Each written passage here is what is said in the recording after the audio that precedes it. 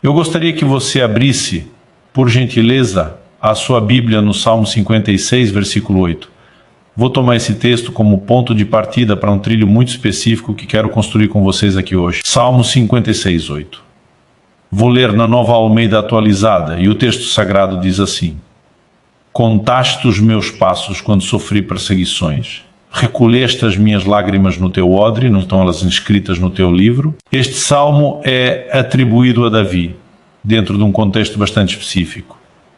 Historicamente, acredita-se que tenha sido escrito em um período em que Davi foi preso em Gaita. No entanto, é importante destacar que não temos um relato direto desse episódio nas Escrituras. O que temos é um apontamento histórico associado ao título do Salmo. Independentemente disso, o próprio texto revela claramente o contexto emocional e espiritual em que foi escrito. Todo o Salmo fala de aflições, perseguições e sofrimento. Ele começa mencionando perseguições, depois fala de lágrimas, e todo o ambiente do texto aponta para um tempo de grande pressão. Sabemos que Davi viveu esse tipo de experiência enquanto fugia de Saul, longe de casa, peregrinando por terras estranhas, enfrentando medo, rejeição e insegurança. É nesse cenário que ele faz essa declaração tão profunda. Particularmente, eu não creio que todas as expressões do versículo 8 devam ser entendidas de forma literal. Quando Davi diz, contaste os meus passos, não significa que Deus precise literalmente contar cada passo que damos. Deus é onisciente, conhece todas as coisas. Ele é presciente, conhece o fim desde o começo. Ele já sabe todos os passos que daremos ao longo da vida, sem precisar de qualquer tipo de contagem. Para ilustrar, minha esposa usa um relógio que conta os passos diários para garantir que está se movimentando o suficiente e mantendo uma vida saudável. Deus não precisa de algo assim. O que Davi está expressando aqui não é uma limitação divina, mas uma linguagem poética para comunicar algo muito mais profundo. Mesmo em meio à fuga, à instabilidade e ao sofrimento, nenhum detalhe da sua dor passou despercebido por Deus. Quando ele diz que Deus recolhe suas lágrimas no odre e as registra no seu livro, Davi está afirmando que Deus se importa, que Deus vê, que Deus registra cada momento de dor, e que nada do nosso sofrimento é ignorado pelo Senhor. Mensagem inspirada nos ensinamentos de Luciano Subirá. Inscreva-se no canal para continuar recebendo conteúdos bíblicos profundos e edificantes. Escreva nos comentários de qual país você está nos assistindo. Queremos muito saber de onde você nos acompanha. SUV Books no TR4 Vídeo. Simplesmente uma maneira de dizer Deus. O Senhor não está indiferente ao meu sofrimento. O Senhor acompanha tudo aquilo que eu tenho passado.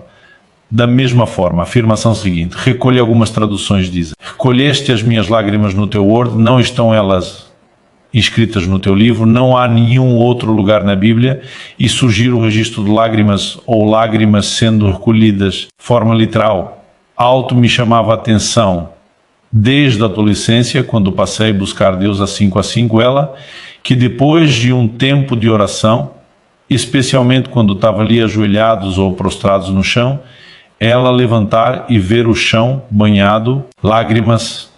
Nunca testemunhei o anjo de Deus vindo recolher literalmente uma lágrima.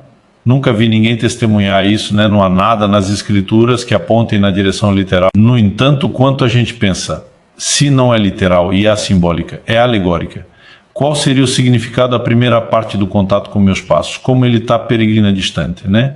Parece que é mais fácil concluir, e eu me lembro de uma conversa que eu tive no início de 1994, nos primeiros meses do ano, com outro colega pregador, e eu mencionei esse texto, vale a pena enroscado com isso. E essa pessoa aflora, curioso você tocar num assunto que há pouco tempo atrás. Eu vi uma mensagem de um pregador norte-americano, ele não falou quem era não, e hoje eu não sei quem é, não posso nem dar o crédito, mas ele resumiu a mensagem. Eu vou resumir o resumo do resumo dele para vocês, né? Eu achei muito interessante, quando nós falamos a respeito do outro, nós estamos muito distante, né, do contexto cultural, por exemplo, que a gente fala que feijoada não tem a menor necessidade de explicar a todo mundo, sabe o que é, mas se a gente for falar de feijoada foi estrangeiro, né, não significa nada, a gente tem que explicar. E talvez nos faça ainda entender direito.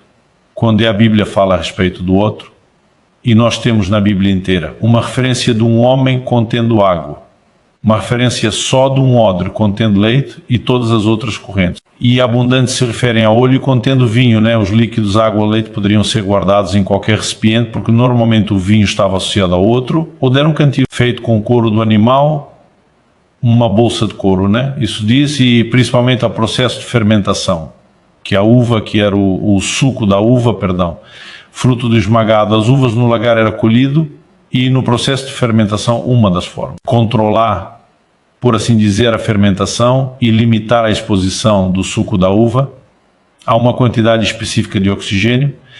Então, quando se fecha a via, lacava a bolsa, você conseguia regular a fermentação. É por isso que normalmente está associado ao de Jesus. Fala sobre colocar, né? Vinho novo em odres novos, bom ou outro. Era, portanto, um ambiente de transformação, onde o suco fruto do esmagar, lá do lagar, que era colocado, se transformava em vinho. O Salmo 104:15 diz que o vinho, né? Alegra o coração do homem nas Escrituras, ele tanto é símbolo do Espírito Santo como figura de alegria. Basicamente, o que aquele pregador apresentou tentando se colocar na mentalidade cultural deles, e assim como a uva, o suco da uva é o fruto do esmagado. As uvas no lagar, as lágrimas, são frutos de esmagar das aflições da nossa vida, mas assim como. Suco ia para o outro, que era um ambiente de transformação. Deus tem o poder, né, de pegar aquela condição, os sentimentos de tristeza e transformá-los no resultado final, que é o vinho símbolo da alegria. Eu gostei muito da explicação, mas é verdade que a gente não pode fazer exegese em cima disso. No entanto, ela no mínimo está alinhada com uma quantidade enorme de textos que apontam de uma maneira clara e explícita numa direção.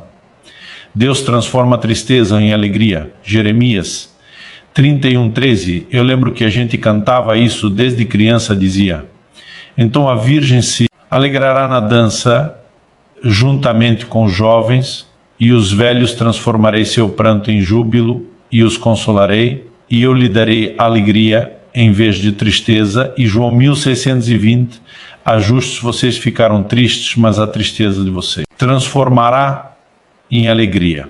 Então nós temos afirmações explícitas ao longo das Escrituras. Eu não pretendo, né, trazê-las aqui de modo exaustivo, que apontam uma direção a Deus. De fato, transforma a tristeza em alegria. Imagino que há uma possibilidade de que a sinalização simbólica de Levi será essa, mais sendo isso fato ou não. Algo que não muda é que nós servimos um Deus que transforma a tristeza em alegria. Aliás, o poder consolador do Evangelho precisa ser destacado de uma maneira muito especial no tempo em que nós vivemos, onde Jesus se levanta em Nazaré, cidade onde foi criado, e ler o livro rolo do profeta Isaías. A Bíblia diz que localiza uma passagem particular, que é Isaías 61. Vou resumir aqui os versos 1 a 3, diz o Espírito do Senhor: Deus está sobre mim, porque o Senhor me ungiu. Pregar boas novas aos o filme, a curar os quebrantados de coração. Muitas vezes nós enfatizamos muito o ministério de cura física de Jesus, e não estou dizendo não devo, mas acabamos não enfatizando tanto essa promessa: eu vim curar quebrantados de coração, gente ferida por dentro a consolar, todos os que choram. Termina o verso 2013 e dizem: após sobre os que choram, e se há uma coroa em vez de cinza, óleo de alegria em vestir. Planta o manto de louvor, em vez de espírito angustiado depois de ler Jesus, se posiciona diante do público e diz: hoje se cumpre essa palavra. Basicamente ele está dizendo: eu sou o cumprimento da promessa, eu sou a provisão de um Deus que lugar de tristeza oferece e disponibiliza alegria. Não mude poesias do Sermão do Monte. Ele afirma em Mateus 54, ristre-se bem-aventurados os que choram, porque eles serão consolados. Quando você olha só essa frase, pode parecer que o consolo significa apenas parar de chorar, mas quando você olha a perspectiva de como Lucas registrou, se Lucas 6:21, bem-aventurados são vocês que agora choram, que vocês vão de rir, ou seja, com a perspectiva de Lucas adicionada de Mateus, o consolo não é apenas parar de chorar, mas é ter a substituição do choro pelo riso. Tristeza por alegria é possível pela alegria depois do choro. Salmo 126, 5 e 6, um texto é bem conhecido: Jesus que com lágrimas semeiam, com júbilo ceifarão. Quem sai andando e chorando enquanto semeia voltará com júbilo trazendo seus feixes. Agora o ponto não é se Deus transforma a tristeza em alegria ou não. O ponto que eu quero é conversar com vocês. Hoje o tema da minha mensagem hoje, como Deus transforma a tristeza em alegria. O que falhamos quando não levamos em consideração o fato que Deus transforma a tristeza em alegria, mas falhamos quando não apresentamos também a mensagem de forma completa e de maneira equilibrada. Bom, no ano passado, em julho do ano passado, fiz uma viagem de carro com a família para São Paulo. E iremos gravar alguns eventos online, participar de outros. Seriam híbridos logo nos primeiros meses ali de pandemia. Eu me lembro de uma ocasião em que acordei pela manhã, o versículo ardendo queimando dentro do meu espírito, segundo Reis capítulo 20, verso 5. Quando o profeta Isaías, depois de já ter dado um decreto de morte ao rei Ezequias, quando foi embora ouvir uma palavra de Deus, volta e diz: Ezequias, príncipe do meu povo, ouvir a tua oração e vi as tuas lágrimas. Não é o Senhor disse: eis que eu te curarei. É ao terceiro dia, subirás à casa do Senhor. Essa expressão, via as suas lágrimas, né? Para mim ela veio muito mais forte até, do que só ouvir as tuas orações e as tuas lágrimas. Aquilo ardia no meu coração o dia inteiro. Eu não sei como Deus livre trabalha com cada um, onde eu acordo com o versículo do nada entre bom, né? Que começa a me incendiar, não é o que eu li nos dias anteriores. Não é o que ninguém falou, não é uma lembrança gratuita, é intencional. Eu normalmente sei que Deus está me chamando a atenção para parar e meditar, refletir, não. E aquilo o dia inteiro me empolgou. Deus vê as nossas lágrimas, Ele não é indiferente à nossa dor, Ele não é indiferente ao nosso sofrimento. E depois de um dia inteiro empolgado com aquilo, na manhã seguinte o acordo com outro versículo. Ardendo dentro de mim, as ovelhas círculo, parecia ser, né? Quase que a mensagem oposta. Mora aqui os 2:13, o Senhor Jesus. Vocês cobrem o meu altar com choro, com gemidos, com lágrimas. E eu não. Usou, e minha vontade era descer para aí ontem. Você ouve as lágrimas, como confio hoje. O Senhor não está nem aí para as lágrimas. Mas eu entendi que, na verdade, Deus está propondo uma espécie de quebra-cabeça. Decifre o enigma, resolva isso. Nós sabemos que a Bíblia nos conta disso, né? A ver as nossas lágrimas ou indiferente a elas. Então, uma vez que a Bíblia não se contradiz diante de toda a aparente contradição que nós temos, é só um desafio de interpretação. E eu lembro que eu comecei a matutar naquilo e passei alguns dias, né? Saí da São Paulo, falei, primeiro é na casa do meu pastor, e eu lembro que naqueles 2 dias que nós ficamos com ele, nós já tivemos em 2 ocasiões um culto com as nossas famílias. Eu lembro que no momento específico que ele olha para mim e diz que quer compartilhar uma palavra não, eu quero compartilhar uma dúvida. O Senhor prega hoje, depois eu vim com uma dúvida, né? E eu apresentei o dilema, falei, gente, vocês podem me ajudar nisso, e todo mundo sua mão na sua cabeça, e nunca pensamos nesse jeito, nunca avaliamos isso. E por onde eu passado, conversava com os pastores nos eventos que fomos, e aí Deus está atento ou indiferente, né? As lágrimas, a maioria diz, puxa, colocado as coisas lado a lado dessa forma. Eu fiquei alguns dias processando aqui, talvez a viagem toda. Eu sei que levou mais uma semana, pode ter sido em torno de uns 10 dias, eu lembro quando estávamos voltando, já estávamos assim quase já na divisa do Paraná, que acho que é um quarto final da viagem. Eu virei para minha esposa, falei, se importa de assumir o volante e dirigir? Ela olhou para mim e está cansada. Para mostrar que eu não canso daquele forminha do volante na estrada, eu falei, matar, baixando o download, em banda larga aqui do céu, e eu não posso perder isso. Nós trocamos de lugar e eu puxei o computador, comecei a escrever. Que não doida, não sabe dela, foi pelo jeito. Já temos a mensagem de amanhã, né, que era o culto domingo. Eu falei de amanhã, não, nós temos a série do mês todo, né? E eu lembro que eu passei o mês todo de agosto aqui pregando, aqui brincando, já chamei de a teologia das lágrimas, né? Nós trabalhamos essa ideia de um Deus que transforma a tristeza em alegria. E desde o primeiro domingo eu sabia, mas assim, era algo muito forte no meu coração, né? Que seria impossível botar o assunto naqueles 4 domingos. E eu acabei sentando, escrevi um livro inteiro, foi publicado pela Mundo Cristão. Como Deus transforma a tristeza e a alegria, sei que os são filiados aí. Ao núcleo estão recebendo, um de presente, hoje, e eu fiquei assim muito empolgado. Agora tem a difícil missão de, num período curto, resumir isso tudo para vocês. Vou pedir que vocês não são bem depressa, né? Aprender a parte dessa. A equação que Deus me fez entender é que existe tipos distintos de choro, de tristeza. Por exemplo, de 2 Coríntios 7:10, Paulo diz que a tristeza segundo Deus produz arrependimento, né? Mas a tristeza segundo o mundo produz morte. Não são tristezas de iguais, logo nem todo choro é igual. E a primeira coisa que Deus me fez perceber foi essa distinção dos tipos de lágrimas, dos tipos de choro, quando por a fala de Deus, prestando atenção ao choro, né?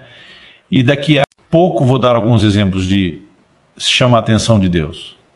Normalmente eles são uma linguagem de fé e de confiança, mas normalmente quando o assunto é Deus, indiferente, isso tem a ver com um contexto de pecado, onde não houve arrependimento. Por exemplo, em Malaquias 23, com Deus diz: você descobre o meu com choro por lágrimas, com gemidos. Eu não vos ouço. Versículo seguinte, se vocês perguntam por quê, e a resposta divina é porque o Senhor foi testemunha da aliança entre ti e a mulher da tua mocidade, com a qual que eu fosse desleal. Deus trazendo o camarada, você sequer honra a aliança matrimonial e acha que só porque chorou, né, eu vou ficar com dó de você. Se ele estivesse lendo uma linguagem nossa atual, é ruim que o seu choro vai levar a algum lugar. Aliás, em alguns lugares parece que a forma como o evangelho é complicado, não. Fala muita coisa a respeito do sofrimento, né? Em outros parece que a gente exagera valor isso. Hoje, uma pessoa falou, é como diz a Sagrada Escritura, quem não chora não mama. Eu falei, só está na Bíblia, não, rapaz, é falta não. Falei para não, eu vou mais bem que podia estar, né? E aí você fica tentando entender o quanto daquilo é sério, e o quanto é brincadeira. Mas na cabeça de alguns o choro parece quase se Deus vê as lágrimas, dá uma choradinha. E tudo resolvido. Nós temos vários exemplos de lágrimas foram ignorados. Uma delas, Gênesis 38, fala sobre Esaú. Logo depois dele perder a bênção de seu pai Isaque, a Bíblia diz, levantando Esaú, a voz chorou. Gênesis fala isso não. Dá explicação quem explica. O ocorrido é o livro de Hebreus, e Hebreus 12, 6. A Bíblia diz, nós não podemos ter devassos, né, profano, como Esaú, que vendeu o direito de primogenitura por um prato de lentilhas. E no verso de 2017 de Hebreus 12, a Bíblia diz, pois saber isso também, que posteriormente, querendo herdar a bênção, foi rejeitado, pois não achou lugar de arrependimento, embora com lágrimas eu tivesse, e onde existe lágrimas em arrependimento, você não vai ver nenhum tipo de intervenção divina, porque o pecado é a causa de toda a dor, sofrimento, choro e lágrimas, né? Tudo isso entra por meio da mesma porta, que é o pecado. Seria muito inocência. Acreditamos que o homem, brincando com a causa do sofrimento, pode viver sem nenhum arrependimento, o consolo e a intervenção de Deus. Não acredito que o primeiro passo é que a gente consiga distinguir não só os tipos de choro, de tristeza, mas também, como eu vou falar daqui a pouco, os tipos distintos de alegria, por exemplo. Eu acho que quando mexemos desse assunto de Deus, muitas vezes não se importar com esse choro, sem arrependimento, a gente pode fazer distinção do que alguém chorar a essência do problema ou chorar apenas a consequência. Quando falamos em termos de pecados, por exemplo, Saul é confrontado por Samuel a respeito de perder o reino. Ele não demonstra nenhum sinal de arrependimento, já o quanto Samuel vai sair lagarde. Você não vai a lugar nenhum, me honra diante do povo. O importante é manter a média, o importante é que nada disso seja comprometido quando a vida é o Salmo 51:4. Dispara Deus contra ti, e contra ti somente eu peguei. Você não vê Davi lutando para preservar, por exemplo, e aliás, conta Absalão, se levanta naquela revolta contra o pai Davi, perdido no reino. Ele vira as costas, abandona para o aço, vai embora. Se os seus homens não lutam, né, ele jamais recuperaria aqui. E o posicionamento dele é meio de quem diz, eu fiz por merecer, né? Eu realmente fiquei a preocupação de Davi. Não era necessariamente a consequência, a essência no mesmo Salmo 51. Então, Salmo, né, de arrependimento do seu pecado, ele diz: não retires de mim o teu espírito e nem tampouco. Alegria da tua salvação. Basicamente você vê alguém, né, que focou na essência do problema do pecado e não as mulheres simplesmente na consequência. Bom feita essa distinção. Para não me estender, eu queria mexer um pouco no que é o processo. Na Semana Santa, isso deve ter acontecido no final de março, começo de abril, quando normalmente ela cai. Na Semana Santa de 2006 eu tinha mudado para Curitiba. 2005 nós fizemos um exemplo.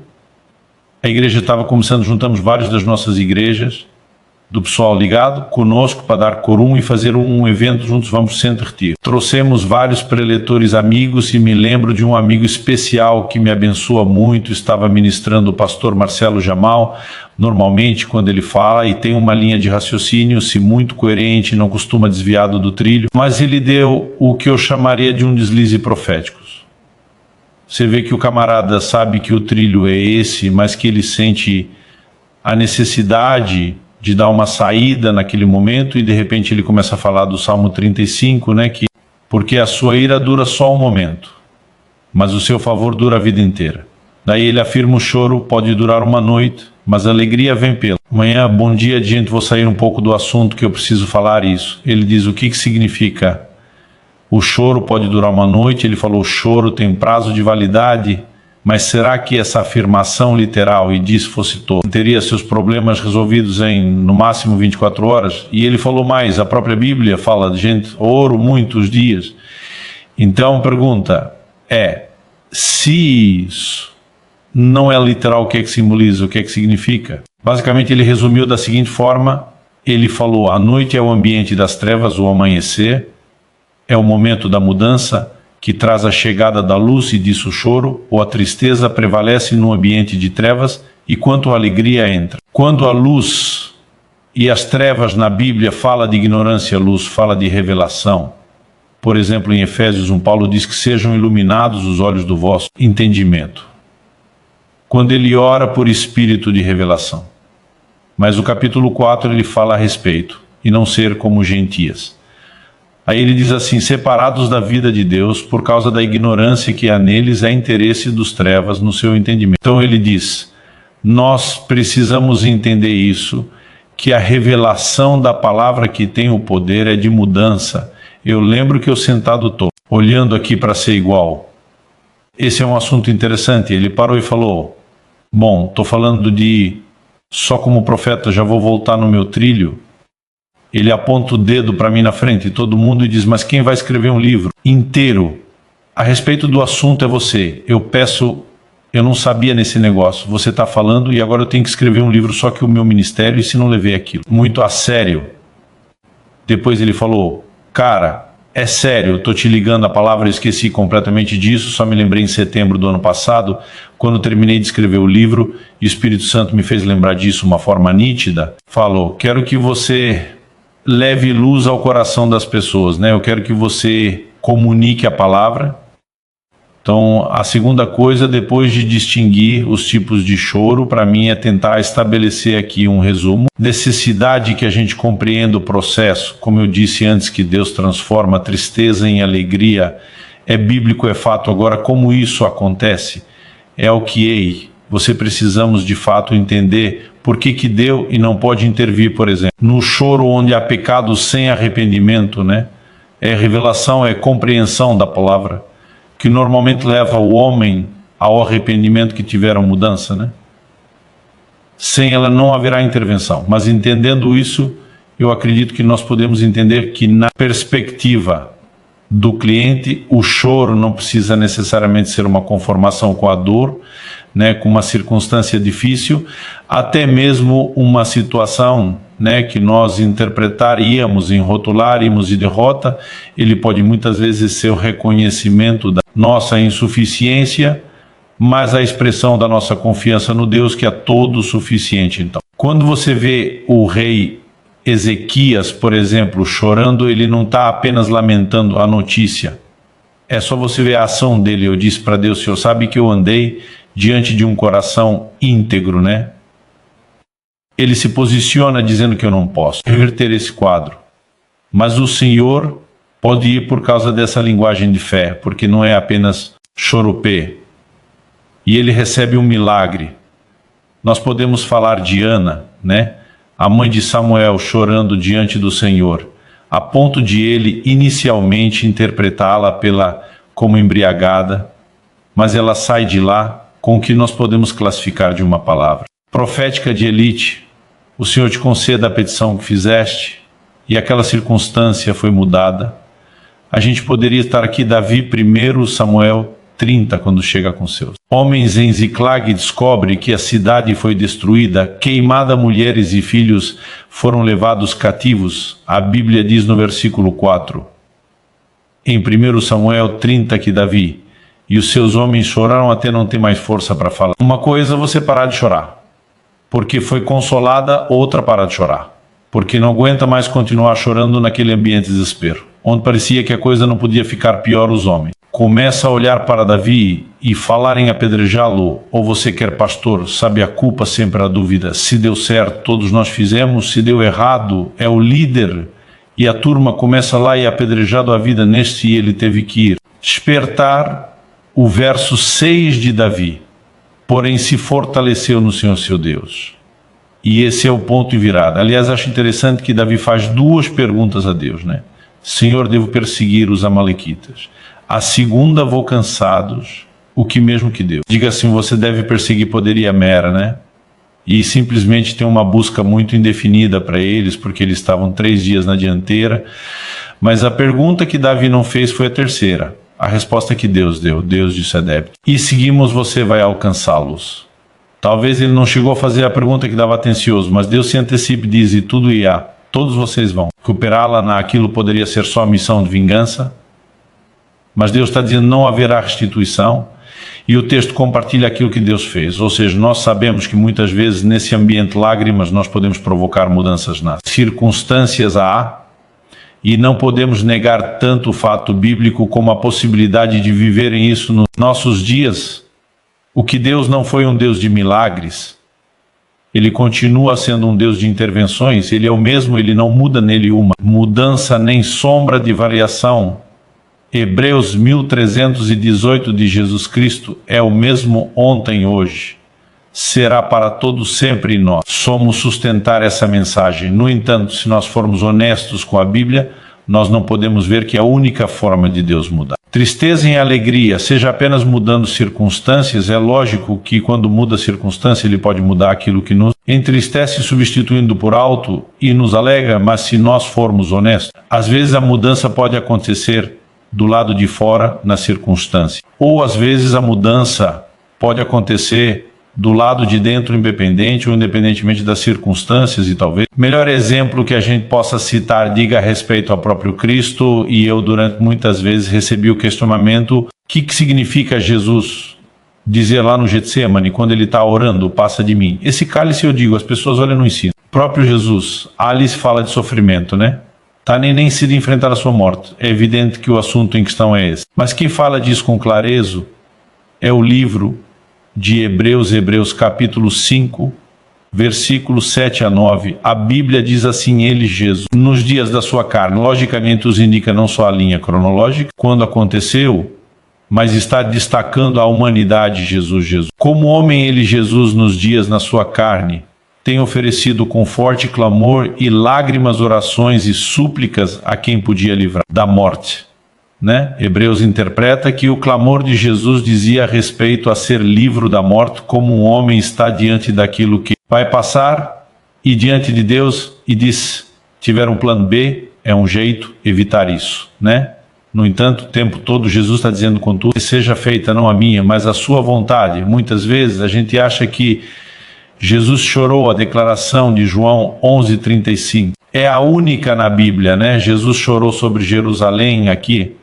A Bíblia diz que ele chorou no Getsemane, neste momento que ele oferece orações com lágrimas. O texto continua e diz assim, e tendo sido ouvido por causa da sua piedade, embora sendo filho, aprendeu a obediência pelas coisas que sofreu, e tendo sido aperfeiçoado, tornou-se o autor da salvação eterna. Para todos os que lhe obedecem, e orou com lágrimas, foi ouvido. Mas a pergunta é, Deus mudou a circunstância? Não. e onde a mudança se deu do lado de dentro. Eu lembro na minha adolescência, primeira vez que eu prestei atenção neste circo, que ele aprendeu a obediência, fiquei revoltado. Ele deve ter alguma coisa errada. Foi falar com meu pai, que era estudioso da Bíblia, foi como que apreciou a obediência. Ele sempre obediente amigo, que ele nunca ficou meu pai. Olha para mim e diz: filho, a Bíblia não está dizendo que ele aprendeu a obediência do zero. A Bíblia está sugerindo que ele aprendeu o último mais despreciso nível de obediência. Isso faz sentido. Quando você olha Filipenses 2, subsistiam na forma de Deus, não teve ser igual a Deus como algo ao qual deveria se prender, mas esvaziou-se de si mesmo, assumiu a forma humana e como homem foi, obediente até a morte. Esse é o último mais profundo nível da obediência. E a Bíblia diz que, como homem, ele aprendeu a obediência. O texto diz que ele foi aperfeiçoado, né? Nós precisamos entender que nem sempre Deus vai mudar circunstância em algo. E ele pode nos mudar independente da circunstância. Agora, não é uma coisa ou outra. O que eu vejo, alguns pregam o evangelho, parece que Deus só muda as que constante. Eu vejo outros, parece que Deus muda nunca, né? Parece. Deus só nos muda, não é um outro. É tanto um como o outro. Eu já tive circunstâncias onde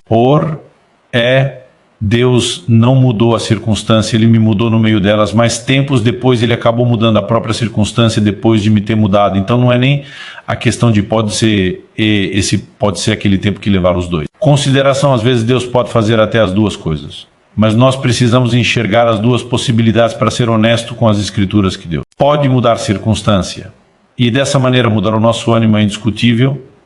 Quando o texto que eu citei no início de junho 1620, Jesus está falando sobre sua morte, dizem verdade e verdade. Disto vocês vão chorar, se lamentar, mas o mundo se alegrará. Ele está falando de uma circunstância, morte. Vou é triste, mas a tristeza de vocês se transformará em alegria. Se assusta dizendo a circunstância vai mudar no terceiro dia. Eu vou ressuscitar e aquilo que era motivo de tristeza será substituído por motivo de alegria, porque Deus muda circunstância. Mas como eu disse, dizer que essa é a única mudança que ele efetua seria injusto, incompleto, incoerente com as escrituras.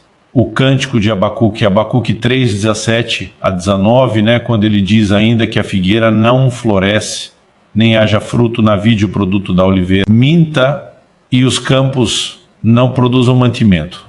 Aqui nos currais não haja gado, que o rebanho seja exterminado da malhada. Uma época de toda a economia girava em torno da agropecuária, teria como se a gente falando de linguagem de hoje. GCS, ainda que a casa caia, que o circo pegue fogo, ou como se geração de meus pais, que tudo vá para o beleléu. Abacuque, se funciona, diz: todavia eu me alegrarei no Senhor, exultarei no Deus, a salvação, ele faz os meus pés como os da corça, ele me faz andar nos meus lugares altos.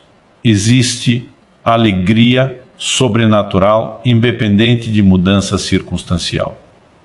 E nós não podemos omitir esse aspecto do Evangelho, e essa realidade se repete e me remete aqui ao meu terceiro e último tópico da nossa construção. Primeiro falando dos tipos de choro, depois da necessidade de compreender o processo, e agora ele destaca não só tipos de alegria, mas o que eu quero chamar da fonte da verdadeira alegria. O que existe tipos de tinta e choro, nós temos que reconhecer que tem tipos distintos de alegria. João 15, 11, Jesus disse: ele digita essas coisas para que a minha alegria esteja em vocês e a alegria de vocês seja completa, onde Jesus fala minha alegria e a alegria de vocês está destacando. Tipos distintos. Existe uma alegria natural. Existe alegria espiritual. Por exemplo, quando Deus criou Adão, o estabeleceu lá, não é antes da queda de tem plena comunhão com Deus, usufruindo de tudo que pode ter no plano espiritual 100% ainda. Sim, Deus olhou para me diz que ela te dá outras alegrias. A Bíblia diz que Deus viu que o homem estava só ali sozinho, mas também o solitário, e decidiu abençoar, dando limão esposo. Deus também disse: olha, vocês podem comer de todas as árvores do jardim, menos daquela. Eu fico pensando, não sei se eu estou advogando aqui o time dos empolgados com a gastronomia, talvez esteja Deus, podia ter feito uma única fruta de árvore uma única cor, cheiro e sabor, e botado todos os nutrientes que a gente fez, Deus caprichou na variedade. Ele fez todo tipo de cor, de cheiro, de sabor, né? Frutas que vêm na sua devida estar. São sazonais. E Deus diz, eu quero dar outras alegrias. Nunca houve problema que o homem tivesse outras alegrias, desde que elas não concorressem com a principal, aquela que manda do Senhor. O problema é, quando entra um terceiro tipo que eu vou destacar aqui, que é a falsa e temporária, a alegria do teclado, essa nos desconecta da fonte, e essa é a razão pela qual, quando não existe arrependimento, Deus não pode simplesmente dizer, eu te presenteei com alegria, simplesmente por dó. Aliás, se a gente não entender esse aspecto, não faz nem sentido outras declarações da Bíblia, Tiago, por exemplo, no capítulo 4, diz, converta-se vossa alegria em tristeza e o vosso riso em pranto. Ele vai no caminho contrário, né?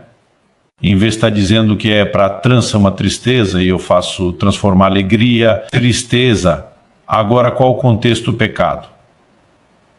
Então ele está falando da falsa alegria do pecado, e diz, enquanto essa alegria estiver aí, e não for substituído, ela tristeza segundo Deus, produz arrependimento. Deus não pode pegar esse tipo de tristeza para ti, dar verdadeira alegria. E não é se ali Tiago já está falando de duas trocas, mas quando a gente entende essas verdades e começamos a olhar, né, existe alegria natural, existe espiritual. Por exemplo, setembro do ano passado, Kelly e eu e minha esposa ficamos abobados porque entramos na vôlei, vence, né? Nos tornamos avós, mandei até fazer uma camiseta, você não manda em mim, essa na minha neta. Eu fiquei empolgadíssimo, a gente fica assim, bobos são avós, aí podem confirmar, mas isso é uma alegria natural. O ímpio que não teme, a Deus vira, vai ter alegria. Talvez não tenha consciência que nós temos a bênção geracional, uma série de outras coisas, mas vai ter alegria, porque algumas alegrias são naturais, e Jesus está dizendo que a minha alegria tocar em preencher a alegria de vocês. Aí sim, é de vocês vai ser completa. Agora, porque eu estou dizendo isso, a gente pensa só na alegria circunstancial, e Deus muitas vezes vai mudar a circunstância nos 10 tipos de alegria ainda assim. Nós não estamos só na de alegria plena, completa. É o poder do Evangelho, não é meio, e simplesmente tocar uma pessoa enferma e trazer saúde porque mudou a circunstância, deixar todo mundo em volta. Feliz o poder do Evangelho. Vai muito além disso, também toca essa área, não vamos deixar esse lado, mas vai muito além disso. O que você precisamos entender aqui na vida de quem realmente conhece o Senhor e anda com Ele, a alegria não deveria ser meramente circunstancial. E Filipenses 4:11, Paulo diz, digo isso, não, porque esteja necessitado, porque aprendi a viver contente em toda e qualquer situação. Eu gosto quando ele destacar, aprendi a viver contente, e se não é algo meramente automático, ele que é a mão para Jesus. Foi um apelo, embora o convertido tenha essa marca da alegria. Alegria, principalmente quando falamos daquela que não é circunstancial. É fruto. Aprendizado, crescimento, maturidade, conhecimento de Deus. Depois de dizer isso, ele continua no verso 12. Filipenses 4. E disse o que é passar necessidade. O que teria mudança? Aprendi o segredo de toda e qualquer circunstância. Tanto de estar alimentado como de ter fome. Tanto de ter abundância como de passar necessidade. Tudo posso naquele que me fortalece. Quando ele diz aprendi segredo, ele é muito claro qual é o segredo. A frase tudo posso naquele que me fortalece, normalmente a gente imagina isso, tudo posso realizar. Portas em tudo, posso. Eu posso aguentar o tranco. Eu posso suportar qualquer coisa, não importa o que eu enfrente, minhas forças, o que sustenta o meu muro. Meu ônibus não vem das circunstâncias, vem de Deus. Vem do meu relacionamento com Ele. Aí nós estamos entrando no outro terreno. Aliás, ele inicia o capítulo 4 dizendo, regozijai-vos sempre no Senhor, assim como Abacuque diz eu. Minha livraria do Senhor não é Paulo, está ensinando aqueles irmãos, alegrem-se no Senhor se deu. Mudar e circunstância, a gente se alegra pela mudança, mas se não mudar esse conceito, nós nos alegrarmos independentemente delas. Essa é a passagem bíblica que precisa da sua atenção. E o camarada está falando isso, é alguém que, assim, quando você olha aquilo que passou, aquilo que enfrentou, chega a doer. A gente só de ler o relato lhe permite te lembrar o que Paulo diz em 2 aos Coríntios, lá no capítulo 11, a partir do verso 23, edição Ministros de Cristo, falando como se estivesse fora de mim. Filmes são ainda mais. E trabalhos muito mais em pressões, muito mais em açoites. Em medida em perigo de morte, muitas vezes 5 vezes recebi de judeus. 40 açoites, menos 3 vezes fui açoitado com varas, uma vez fui apedrejado 3 vezes. Naufraguei, fiquei uma noite e um dia boiando em alto mar, em viagens, muitas vezes em perigos de rios, em perigos de assaltantes, em perigos entre patrícios e perigos da inteligentes, em perigos na cidade, em perigos no deserto, em perigos no mar, em perigos entre falsos irmãos, em trabalhos e fadiga, em vigílias, muitas vezes em fome e sede, em jejuns, muitas vezes em frio e nudez. E essa lista, no 28, ele diz além das coisas exteriores, ainda pesa sobre mim diariamente. A preocupação com todas as igrejas. É esse cara que está dizendo. Eu aprendi a viver. Quente em toda e qualquer situação, meu irmãozão, algumas verdades essenciais que nós estamos deixando de lado. Por exemplo, eu tenho visto pastores que muitas vezes estão cansados, estão abatidos na beira de um esgotamento, e muitas vezes a gente está cansado, está trabalhando muito gente, mas a verdade é que normalmente o que nos cantos não é trabalha muito, é trabalha muito. E não é resultado que quando você está trabalhando pra caramba, a coisa está bombando, você está empolgado. Você tem uma energia essa. Agora, quando você trabalha muito, não é resultado, é que a coisa começa de fato a pegar, e muitas vezes, nessa hora, nós temos uma tendência a olhar para o ministério como se ele fosse um peso, como se ele fosse um fardo. Nós muitas vezes esquecemos, ignoramos o privilégio que é declarações como a de Hebreus, a série disso ninguém toma para si. Esta honra, a não ser aquele que é chamado por Deus, acabou sendo esquecidas. Às vezes a gente está quase achando que Deus, acordou um dia de mau humor, diz como eu posso usar a vida de alguns na terra. Você vai para o ministério, você vai para o ministério, você vai para o ministério, e deixamos de lado a visão da honra que Deus comunicou a esse camarada que enfrentou coisas do ministério. Talvez ele diga, a gente não tem esse ambiente de perseguição, mas perigo falsos, irmãos, e continua até hoje. Esse é um dos muitos exemplos, o peso das igrejas continua até hoje. Esse camarada está dizendo, eu aprendi a viver contente em toda e qualquer situação, além de não olhar para o ministério como se fosse algo errado ou negativo. Aí está dizendo, minha fonte de alegria não é circunstancial, e Romanos 8, Paulo diz, as aflições do tempo presente não podem se comparar com a glória que em nós há de ser manifesto. E segundo aos Coríntios 4, 17, ele diz, a leve a momentânea tribulação, meu irmão, só na lista dessa fecha momentânea. E o que ele está comparando? Eu disse que não pode se comparar com o piso da glória, e está usando a figura alegoria da balança romana. E diz, bota num prato. Toda essa lista de aflições, ele falou, o prato sob a leve, porque no outro tem peso de glória, e a glória pesa mais do que qualquer circunstância difícil, do que qualquer dificuldade que a gente enfrente. É por isso que você olha para esses apóstolos e ver que esses camaradas eram imparáveis, e mesmo em circunstância, perseguição, o tempo todo. A Bíblia está falando de alegria 35 e 41 dias. Ele se retirado do Sinédrio muito alegre, por terem sido considerados dignos de sofrer afronta por esse nome. Os caras desse um privilégio, uma honra sofrer por esse nome, e a gente que não passou isso tudo, depois é Deus eu. Deve ter assarada a vida da gente, nos criando dificuldades minister. Essa aqui, de alguma forma, parece nós estamos perdendo o foco, principalmente quando falamos da fonte e da verdadeira alegria que o Senhor. O Salmo 16 nos apresenta a visão muito clara. Deve dessas 8 e 9. Tenho o Senhor sempre diante de mim. Estando Ele à minha direita, não serei abalado. Ele está dizendo que não terão circunstância, não haverão circunstâncias difíceis que não abalaram as redes, porque eu tenho o Senhor diante de mim.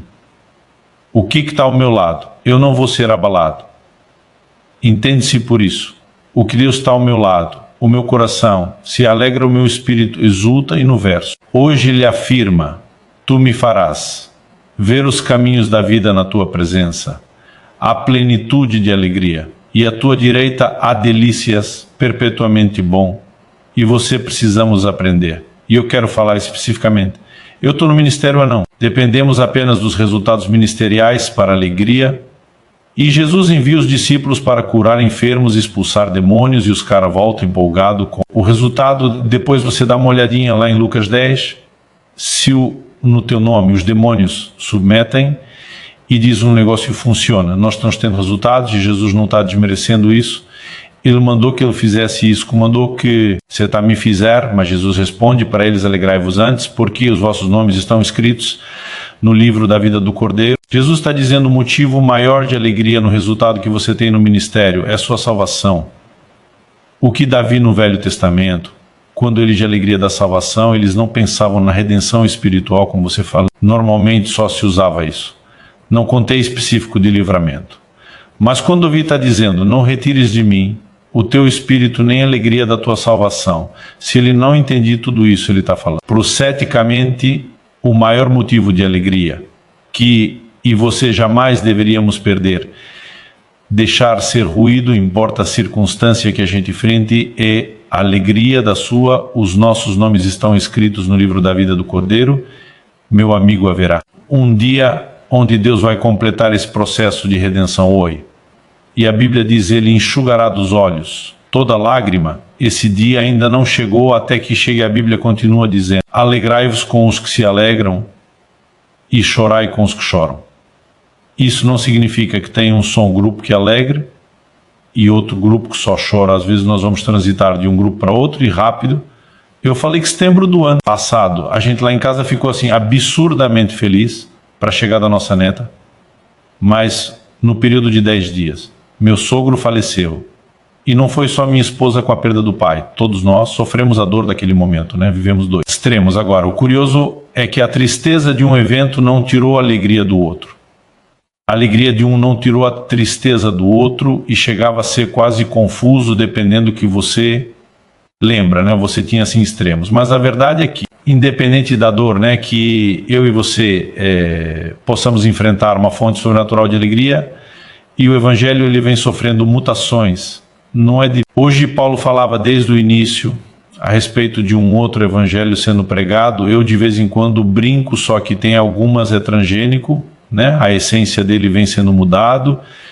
E uma das coisas boas que quando eu olho décadas atrás, foi a igreja descobrir que nós temos um Deus que não mudou, continua sendo um Deus de milagre, que nós precisamos de uma mensagem de fé, e nós somos levar o povo a crer e a receber milagres. Mas parece que nós migramos de um extremo de Deus, não fazia mais nada para o outro, onde parece que tem que fazer tudo o que a gente quer, e se não fizer, nós vamos ficar emburrada, que não é mulher de Jó, né, dizendo: amaldiçoa esse teu 12 mortes, não fizeram o que quer. O evangelho vem ganhando contornos, não, talvez seja um miolo antropocêntrico, né? Nós estamos tirando o foco, naquilo que é a mensagem bíblica, e parece a única forma de Deus alegrar as pessoas, é só fazer aquilo que elas querem, e é uma dimensão sobrenatural de alegria, e isso tem que ser resgatado na nossa vida, no nosso ministério, e isso precisa ser depositado no coração do nosso povo.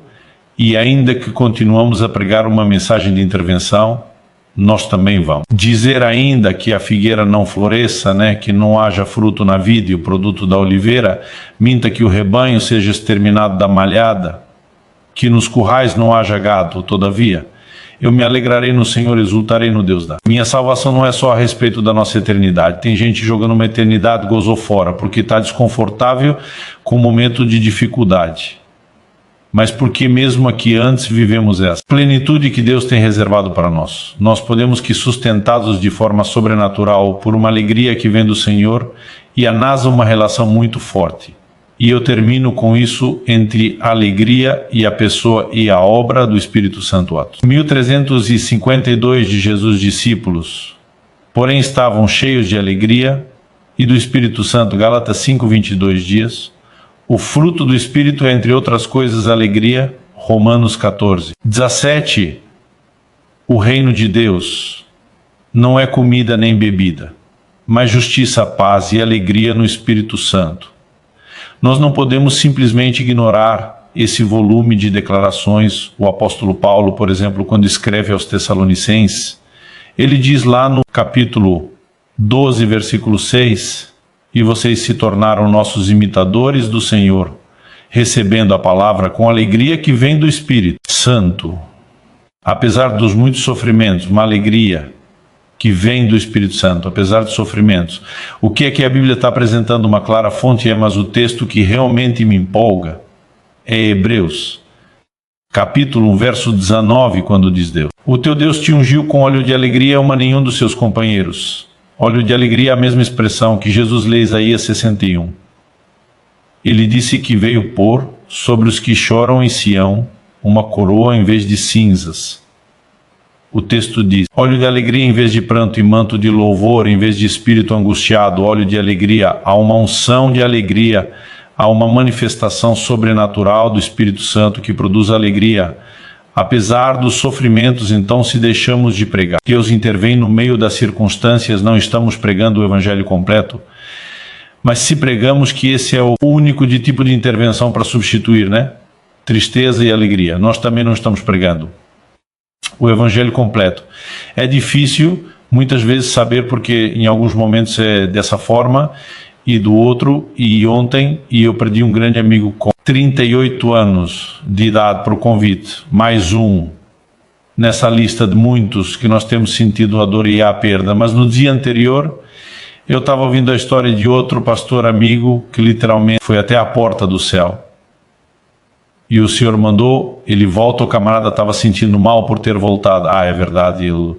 Ele estava tipo que sobrevivente de acidente aéreo, né? Que é um dos únicos, e fica sentindo mal. Por que eu escapei quando muita gente ia morrer? Eu vou pastor. Eu vou dizer que eu vou ter que ter um propósito. Deus não tinha propósito na vida dos outros.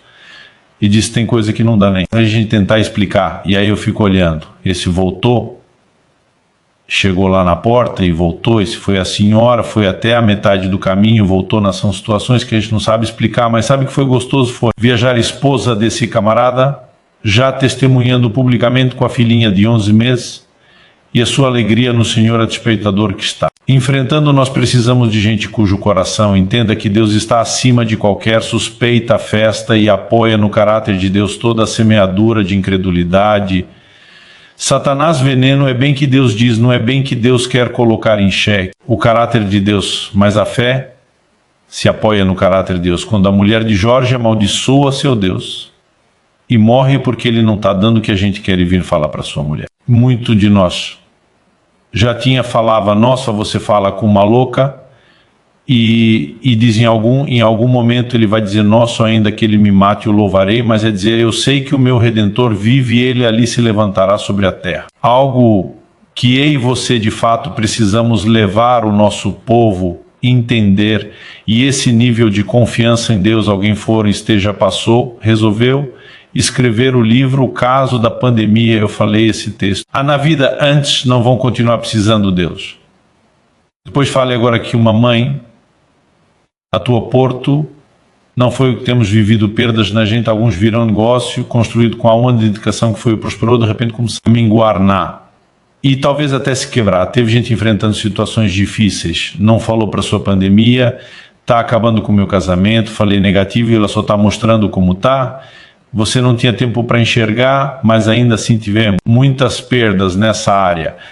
A pior de todas as pedras vidas humanas, mas eu e você precisamos levar o nosso povo em nós mesmos até a mentalidade, né, de que existe muito mais do que a alegria circunstancial continuar. Já tivemos que lidar com gente. Foi séria fiel a Deus dedicado a um casamento, e vi um outro que hoje perdeu o juízo fazer o uso do seu livre-arbítrio. Chutar o balde, a fé família, desistir de tudo.